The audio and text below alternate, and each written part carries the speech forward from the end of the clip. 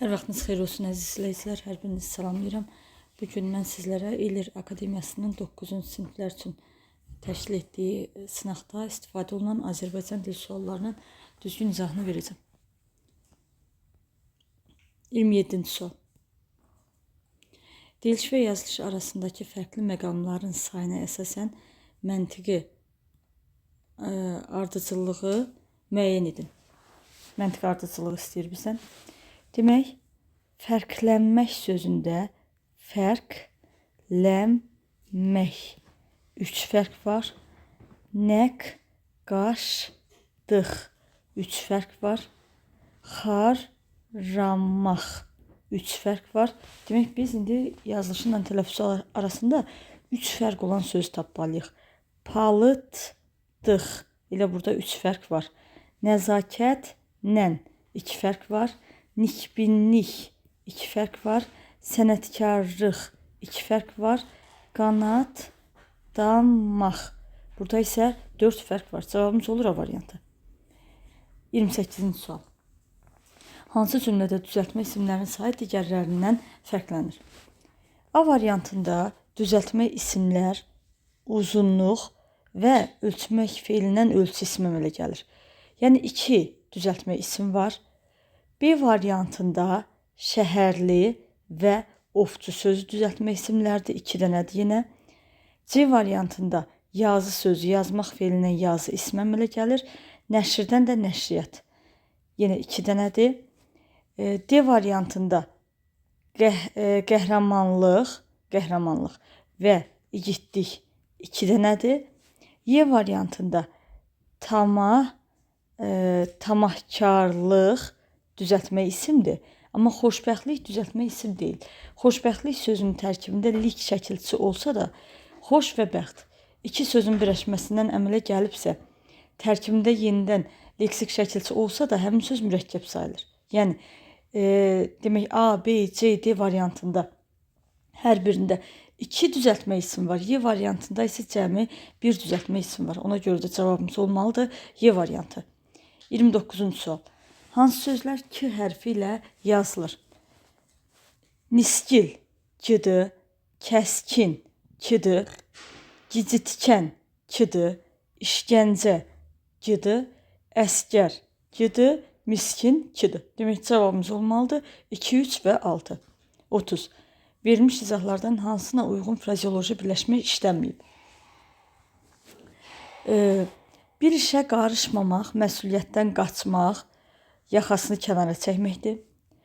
Küstürmək, inciməsinə səbəb olmaq, demək, könlünə toxunmaqdır. Təsir etmək, sevgisini qazanmaq, qəlbinə yol tapmaqdır. Nədənsə hədsiz narazı olmaq, qaş-qabağı yer süpürməkdir. Demək, cavabımız olmalıdır Y variantı. 31. Hansı rəqəmlərin yeri dəyişdirilsə cədvəldəki yanlışlıq aradan qalxar? Yalnız amonim kimi işlənə bilən sözlər. Demək, bir də həm çoxmənalı, həm də amonim kimi işlənə bilən sözlər. Yalnız amonim kimi işlənə bilən cərgəsindən biz həm də çoxmənalı söz kimi də işlənə bilən söz götürməliyik. Əqrəb yalnız amonimdir. Həşərat mənasında, sadın əqrəb mənasında. Yəni, birin yerini dəyişməyə ehtiyac yoxdur. Kök. Kök sözü həm amonim, həm də çoxmənalı sözdür. 2-nin yerini dəyişməliyik. Əgər ağacın kökü həqiqi məna deyiriksə, tərəvəz həqiqi məna deyiriksə, insanın kökü də məcazi mənadadır. Yəni, bir sözün 2 həqiqi, 1 məcazi mənası varsa ən azından, biz ona nə deyirik? Həm amonim, həm də çoxmənalı söz deyirik. Ona görə 2-nin yerini dəyişirik. Qayın yalnız amonim sözdür. Qayın qohumluq mənasında, bir də ağac mənasında. Həm çoxmənalı, həm də amonim kimi işlənə bilər. Bu cərgədənsə biz yalnız amonim kimi işlənən söz tapmalıyıq. Dolu, göydən yağan, dolu, dolu qab. Həqiqi mənalarda, dolu adam, məcazi mənada. Demək, bu həm amonim, həm də çoxmənalı sözdür. Ona görə 4-ün yerini dəyişmirik. Yar da həmçinin həm amonim, həm də çoxmənalı sözdür. İnsanın yarı, nəyisə yarmaq, doğramaq mənasında. Bir də yarmağı, məsələn, bağrını yarmaq. Məcazi mənada da işlədə bilirik. 80. 80 sözünü biz nə kimi işlədə bilərik? Yalnız amonim kimi işlədə bilərik. 80-mək feil kimi, bir də 80 say kimi işlənir. Cavabımız Y variantıdır. 32-ci sual. Sözlərdən birində işarələnmiş şəkilçi bütün məqamlarda mənsubiyyət şəkilçisidir. Bütün məqamlarda mənsubiyyət. Baxaq. Dərim. Dəri sözün, baxın, burada yalnız mını qara şriftdən veribdir. Ona görə burada dəri sözün köküdür. Dəri sözün köküdür. Bu nədir? Mənsubiyyət şəkilçisidir. Biz bunu yalnız mənsubiyyət şəkilçili söz kimi düşünə bilərik. Şəkli sözündə desəm ki, onun şəkli. Onun şəkli deyirəmsə, şəkil sözün kökü i mənsubiyyət şəkilçisi olar. Deyərəm ki, şəkli ver, yəni bunu ver. Yerinə bunu qoya bilirəm şəkli sözün əvəzinə. Demək, təsirlik hal şəkilçili sözdür. Bir də şəkli yazı. Necə yazı? Leksik şəkilçisi kimi götürüb, düzəltmə sifət kimi götürmək olar. Demək, i şəkilçisini biz yalnız mənsubiyyət yox, həm təsirlik hal şəkilçisi kimi, həm də leksik şəkilçisi kimi düşünə bildik. Bizim sözündə, əgər biz sözünü əvəzlik kimi düşünürüksə, im burada yəlik hal şəkilçisidir. Çünki bildik ki, şəxs əvəzlikləri mənsubiyyətə görə dəyişmir. Mən və biz əvəzliklərindəki im şəkilçisi yəlik hal şəkilçisidir. Əgər biz sözünü biz isim kimi düşünsək, im burada mənsubiyyət şəkilçisi olur. Ona görə C də cavabımız ola bilməz. Yarın. Demək, sənin yarın desəm, ını mənsubiyyət şəkilçisi kimi götürərəm. Yarın sözü desəm, yəlik hal şəkilçisi kimi götürərəm. Bir də nəyisə yarmaq mənasında yarın ını qrammatik şəkilçisi kimi, yəni feil kimi düşünmək olar. Nağılı. Nağılı danış, yəni bunu danış. Yerinə bunu qoya bilirəmsə, təsirlik hallı sözdür. Onun nağılı deyirəmsə, mənsubiyyət şəkilçili sözdür. Demək, cavabımız olmalıdır B variantı. 33. Uyğunluğu müəyyən edin. Cümlələrdəki işarələnmiş isimlər. Suvarma sistemlərini təkmilləşdirmək lazımdır. Suvarmanın sistemlərini. Suvarma sözündə xüsusi hal şəkilçisi yoxdur. Baxırıq ki, özündən sonra mənsubiyyət şəkilçili söz gəlib. Demək, bu nədir? Yəlik haldadır. Qeyri-müəyyənlik bildirən yəlik haldadır. 2-yə yazırıq A. Müəllimin kitabları sabah gətirəcək. Burada müəllimin kitablarından söhbət getmir. Sözü necə oxuyuruq? Müəllimin kitabları sabah gətirəcək. Yəni, sənin müəllimin, öz müəllimin. Əvvəlinə öz qoyuramsa, burada in mənsubiyyət şəkilçili sözdür. Başqa da hal şəkilçisi yoxdur, adlı haldadır. Sonra, İsfəndiyar kişinin sənəti dəmirçilik idi. İsfəndiyar kişinin öz sənəti. Əvvəlinə öz qoya bildimsə, yenə bu nədir? Adlı hallı sözdür. Yəni, mənsubiyyət şəkilçisidir orada. Başqa hal şəkilçisi yoxdur, adlı haldır. Təqaüd almaq üçün durmadan çalışırdı. Bunu almaq üçün. Təqaüdü. Yerinə bunu qoya biliriksə, demək, təsirlik haldadır. Şuşa şəhəri. Şuşada xüsusi şəkilçi yoxdur, amma özündən sonra mənsubiyyət şəkilçisi gəldiyinə görə, demək, Şuşa nədir? Qeyri-müəyyənlik bildirən yəlik haldadır. 1-ə B, C, 2-yə 1-ə B, C, 2-yə Y, 3-ə bir dəqiqə. 1-ə B, C, 2-yə A, Y, 3-ə də D. A variantıdır cavabımız. 34. Mücərrəd isimləri müəyyən edin. Burada elə A variantı həkimlikdir, sürətdir, bolluqdur. Nədir mücərrəd isimlərdir?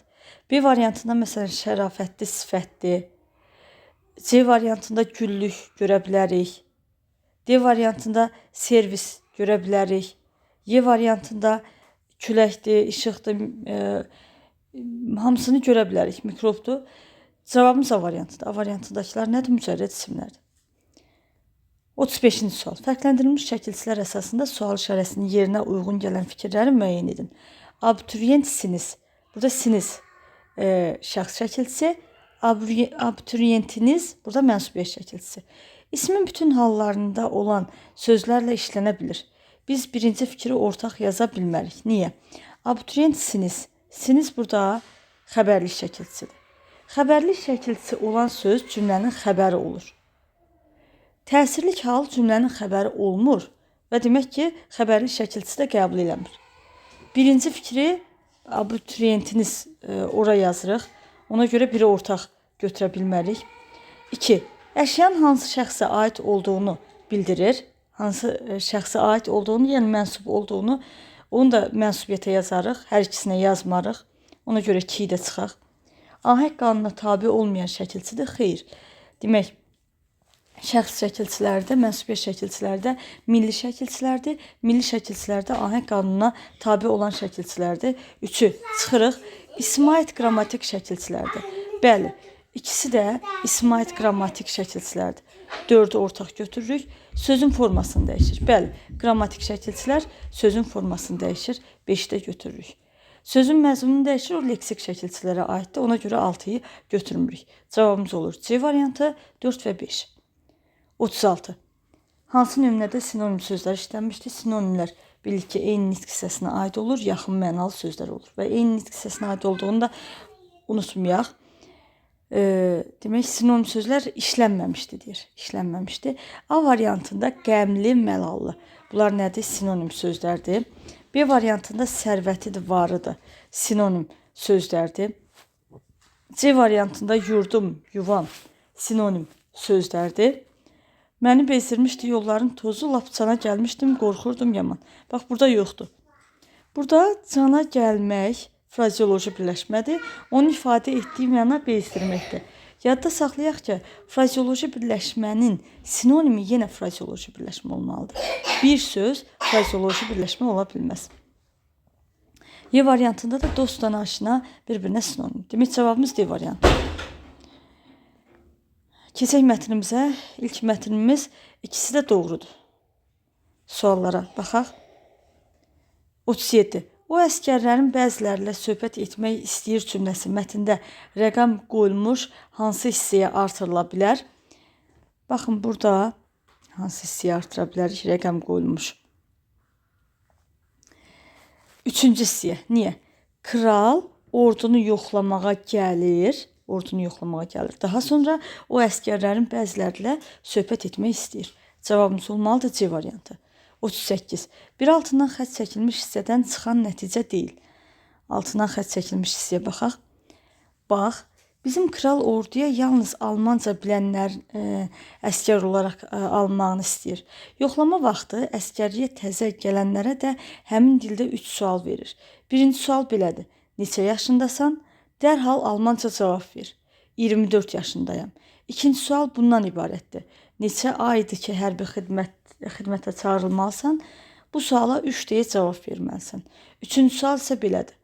Maaşını da, yemək içməyin də vaxtında almağın doğrudurmu? Bu suala da tez ikisi də doğrudur deyə cavab ver. Kral bu sualların üçünü də həmişə eyni ardıcıllıqla verir. İndi bizə deyir ki, bir altından xətt çəkilmiş hissədən çıxan nəticə deyil.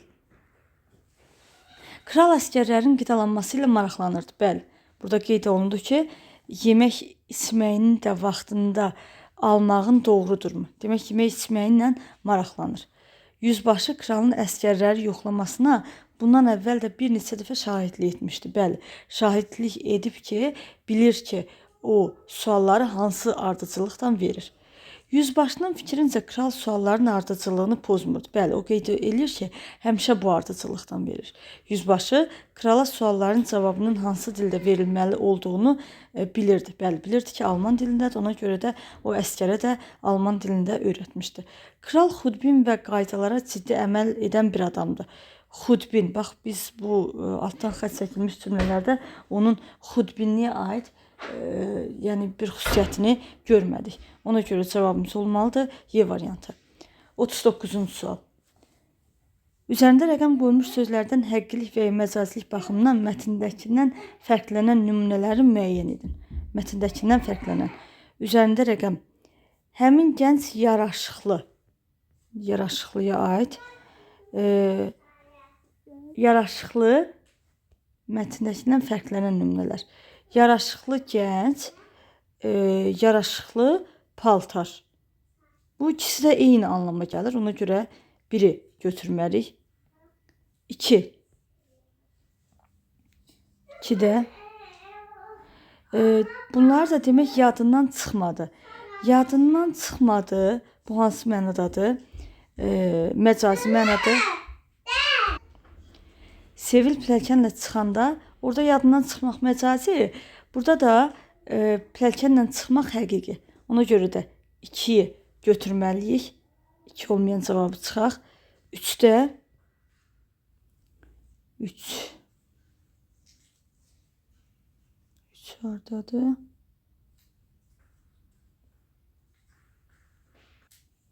3-də cavab ver. Cavab vermək məcazi. Məcazi. Söz vermək yenə məcazi mənadadır. Ona görə 3-ü də çıxırıq. 4.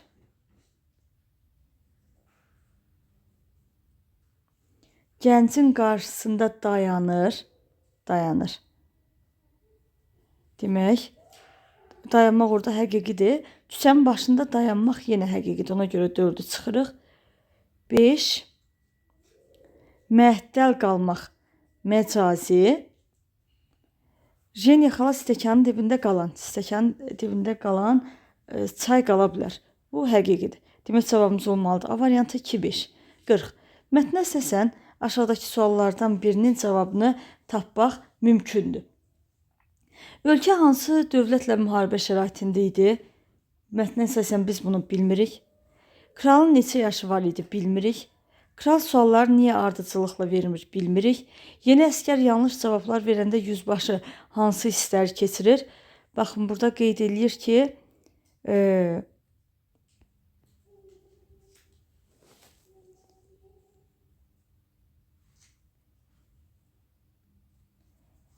titriyə-titriyə yaxınlaşan yüzbaşı. Demək, əgər yüzbaşı titriyə-titriyə yaxınlaşırsa, demək orada nə edir? Qorxu hissləri keçirir. Cavabımız D variantı olmalıdır. Kral yüzbaşını nədə günahlandırır? Xeyr, heç nədə günahlandırmamışdır. Yəni buna da cavab tapa bilmirik. Cavabımız olmalıdır D variantı. 41. Mətnin nəticə hissəsi ilə bağlı doğru fikri müəyyən edin. Yəni nəticə son hissəsindən bağlı. Bu hissədə verilən məlumata mətnin əsas hissəsində də rast gəlmək mümkündür. Nəticə hissədə hər hansı bir məlumat biz nəyə götürə bilərik? Baxın, burada deyir ki, sualları sıra ilə vermədim. Demək, ortaq həm əsas hissədə, həm nəticə hissədə padşahın sual verməyi, padşahın sualları sıradan verməyi, bax, bu cürə cavab götürə bilərik. Ona görə də cavabımız olacaq A variantı. Bu hissədə verilən məlumata mətnin əsas hissəsində də rast gəlmək mümkündür. 42. Nöqtələrin yerinə artırıla biləcək sözləri müəyyən edin. Demək, bunlar da demək, lakin yüzbaşı dəliqanlı gəncin yalvarışları qarşısında çox dözməyib, bir də davam gətirməyib. 2-dən 3-ü yaza bilərik. Cavabımız olmalıdır C variantı. 43. Mətndə bununla bağlı məlumat yoxdur. Gənc Almanca bilmirdi. Bəli, Almanca bilmirdi. Ki, ona görə də buna Almanca deyilməli olan sözləri öyrədirlər. Kral fransızca bilmirdi. Mətnə əsasən, bax, biz bunu bilmirik ki, o fransızca bilirdim, bilmirdim. Əskər sualların cavabını Almanca verir, bəli. Kral cavablara əvvəlcə hiddətlənsə də sonra qəzəbi soyuyur, bəli. Yüzbaşı kralın qəzəblənməyindən qorxurdu, bəli. Cavabımız olmalıdır B variantı. 44. Biri mətnin plan bəndi ola bilməz, yəni nədən danışılmayıb onu götürərik. Qəbul üçün yalvarır. Bu var, əskər yalvarır. Yoxlanışa hazırlıq var, onu alman dilində öyrədir. Həmişəkindən fərqli sual sırası var. Padşah sualları fərqli ardıcıllıqdan verdi. Gənc əskərin öyrədilməsi var idi. Əskərə görə kəsilən cəza. Əskərə görə heç kimə cəza kəsilmir. Ona görə cavabımız olmalıdır Y variantı. 45. Mətnin məzmununda bir-birinə zidd olan 2 məqam var. Həmin məqamları müəyyən edib yazın. Baxın, burada birinci qeyd olunur ki, yüzbaşı əvvəlcə 40 yaşlı bir dəliqanlının istəyini qəbul edir, 40 yaşlı. Sonra da deyir ki, lakin yüzbaşı dəliqanlı gəncin yalvarışları qarşısında, dəliqanlı gənc, 40 yaş gənc sayılmır da, ona görə elə cavabımız bu olmalıdır. Bu iki cümlə olmalıdır. Əvvəlində üçbucaq işarəsi qoyulmuş sözün qarşılığını müəyyən edin, həmin qarşılığı cümlədə işlədin. Əvvəlində üçbucaq qəbahət məndədir. Qəbahət sözünü günah sözündən əvəz eləyə bilərik. Günah sözünü də hər hansı bir cümlədə işlətmək lazımdır. Keçək növbəti mətnə. Asiyalı alim. 27-ci sual. Mətnin 4-cü abzasında hansı sözdən başlayan cümlə yeni abzasdan yazılmalıdır? Mətnin 4-cü abzası 1, 2, 3, 4. Bax, bu hissəni nəzərdə tutur. Demək, burada baxaq, görək harda ayrılmalıdır. Təxminən 830-cu ildə Əl-Xarəzmi Cəbrə dair ilk məlum ərəb traktatını yazıb. Burada demək, təxminən 830-cu ildə Əl-Xarəzmi Cəbrə dair ilk məlum ərəb traktatını yaratdı. O sonralar 2 əsərini Bağdad alimlərinə himayədarlıq edən Xəlifə Əl-Məmnuna həsr etmişdi. Baxın, burada coğrafiya sözündən başlayan artıq yeni abzasdan yazılmalıydı. Ona görə də cavabımız olur D variantı. 48-ci suala baxaq. Demək, uyğun fikirlər istəyir. Doğrudan doğru, yanlışdan yanlış seçməliyik. Əl-Xarəzm alim olmaqla yanaşı müəyyən bir vəzifəyə də sahib olmuşdur. Bu fikir doğrudur. Baxın, burada qeyd olunur ki, o ömrünün böyük bir hissəsini Bağdadda keçirmiş. Xəlifə Əl-Məmnunun dövründə Hikmətlər evinə rəhbərlik etmişdi. Demək, birinci fikri doğru olaraq götürürük. Alimin yaşadığı ərazinin siyasi rəhbərinə olan rəğbətini gizlətməmişdir. Bu fikir də doğrudur. Çünki burada qeyd olunur ki, o yazılarının birində Əl-Məmnunu tərifləyərək onun elmə və alimlərə böyük sevgisi olduğunu qeyd etmişdir.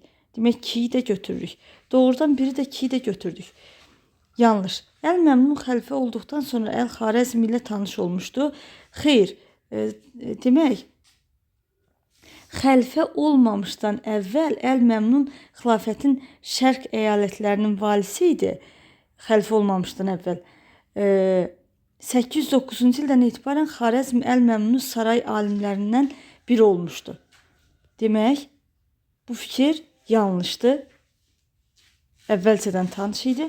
Alim coğrafiya sahəsində özündən əvvəlki fikirləri izah etmişdi. 4-cü fikir doğru fikir idi. Ona görə yanlış da verilməyi düzgün deyildi. Cavabımız olmalıdır A variantı. 49. Mürtərizə daxilində verilmiş sözlərdən biri özündən əvvəlki sözü izah eləyə bilər. Baxaq. İbtidai təhsildən orta təhsil bir deyil. Ona görə biri götürə bilmərik.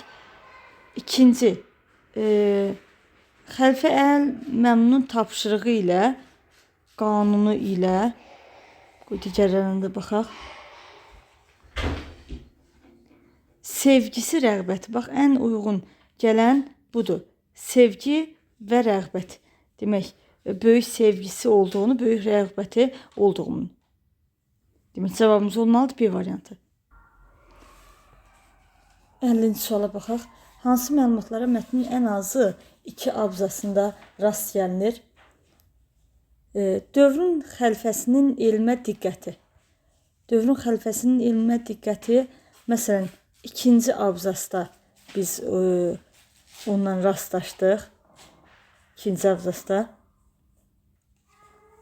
Bir də 4-cü abzasda rastlaşırıq. Çünki orada deyir, o sonralar 2 əsərini Bağdad alimlərinə himayədarlıq edən Xəlifə Əl-Məmnuna həsr etmişdi. Demək, biri götürürük. Əl-Xarəzminin elm sahəsindəki ilkləri. Buna harda rast gələrik? 3-cü abzasda rast gələrik. Çincar Diyer səhrasında aparılan ölçmələrin nəticəsi 700 il ərzində ən dəqiq hesablama olaraq qalmışdı. Bir də 4-cü abzasda rast gələr ki, 830-cu ildə Əl-Xarəzm Cəbrə dair ilk məlumatı ərəb traktatını yazdı. Demək, Cəbrə aid ilki. Bu da ilklərdən sayılır. 1-i də götürərik, 2-yi də götürərik. Xarəzm şəhərinin Əl-Xarəzmin həyatında və təhsilindəki rolu. Demək, bu yalnız bir abzasdadır. 1-ci abzasda bu haqda qeyd olunur. Ona görə 3-ü götürmürük. Əl-Xarəzmin Cəbr sahəsindəki xidmətləri. Cəbrə aid. Baxın, burada 4-cü abzasda yazılır. Yəni, bir abzasdadır. Cavabımız olmalıdır 1 və 2 D variantı. 51. Altından xətt çəkilmiş sözün mənasının verildiyi variantı müəyyən edin. Altından xətt çəkilən söz traktat sözüdür. Traktat sözündə mənası müəyyən mövzu haqqında yazılan elmi əsərdir. Cavabımız olur B variantı. 52. Üzərində rəqəm yazılmış sözlərlə bağlı doğru variantı müəyyən edin. Demək,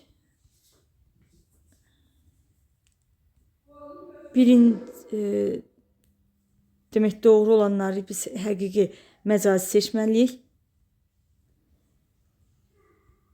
Birinci, Xarəzmin alimlərindən almışdı, yəni təhsil almaq. Təhsil almaq bu nədir? Məcazi mənadadır. Daha sonra ikinci, böyük sevgi yenə məcazi mənadadır. Böyük sevgi. Qövs dərəcəsi bu həqiqi mənadadır. 4. Fikirlərə aydınlıq gətirmək. Fikirlərə aydınlıq gətirilmək məcazi mənadadır. Fraqmentlər, bu da həqiqi mənadadır. Demək, 1, 2, 4 məcazi, 3, 5 həqiqi. Məcazi 3, 5 həqiqi. Cavabımız olmalıdır Y variantı. 53. Mətnlə bağlı doğru fikri müəyyən edin. Əl-Xarəzm Əl-Məmnun xəlifə olduqdan sonra saray alim olmuşdu. Xeyr, ondan əvvəldən. Əl-Xarəzmin coğrafi əsərləri Avropada Ptolemeyin əsərlərinin yerinə keçmişdi. Bu yanlış fikirdir. Çünki orada qeyd edilir ki, Ptolemey coğrafiyasını əvəz edə bilməmişdi. Tarixlə bağlı geniş araşdırmalar etməyi bacaran Əl-Xarəzmi kitabını tamamlaya bilməmişdi. Xeyr, orada kitabını tamamlamağını qeyd olunurdu. Xarəzmin Sincarda apardığı ölçmələr qısa müddətdə öz əhəmiyyətini itirir, qısa müddətdə itirmir. Çünki orada qeyd olundu ki, 700 il ərzində ən dəqiq hesablama olaraq qalmışdı. 700 il ərzində. Xarəzmin, bu da yanlışdır. Xarəzmin hadisələri ilbəil təqdim etdiyi tarix kitabı dövrümüzə bütöv halda gəlib çatmamışdı. Bax, bu fikir doğru idi. Cavabımız olur Y variantı. 54. Hansı sualın cavabını mətndə tapmaq mümkündür? Əl-Xarəzm Məhəmməd Peyğəmbərin fəaliyyəti ilə bağlı məlumatları hansı mənbəyə istinadən yazmışdı? Buna cavab tapa bilmirik. Əl-Xarəzmin əsərləri niyə Yunan astronomunun əsərlərini əvəz edə bilməmişdi? Bunu da bilmirik. Əl-Xarəzm niyə Hikmətlər evinə rəhbər təyin olmuşdu? Bilmirik. Əl-Xarəzm niyə xəlifəyə əsər həsr etmişdi? Çünki onunla yaxın münasibətləri vardı və o bilirdi ki, alimlərə, elm adamlarına qayğı göstərir buna görə. Əl-Xarəzm neçə yaşında vəfat etmişdi? Bunu da bilmirik. Cavabımız D variantı olmalıdır. 55. Mətnə əsasən Əl-Xarəzm və Əl-Məmnun ilə bağlı ortaq xüsusiyyət qeyd edin. Hər ikisi elmə yüksək dəyər verən insanlar olmuşdu. Belə yaza bilərik. 56. Mətndə nöqtələrin yerinə yazıla biləcək sözləri müəyyən edin. Nöqtələr. Xarəzmin alimlərindən, yəni ki, Xarəzmin məşhur alimlərindən almışdı deyə bilərik. Məşhur sözünü yaza bilərik. Bugünkü test izahımız bu qədər. Sağ olun, növbəti izahlarda görüşənək.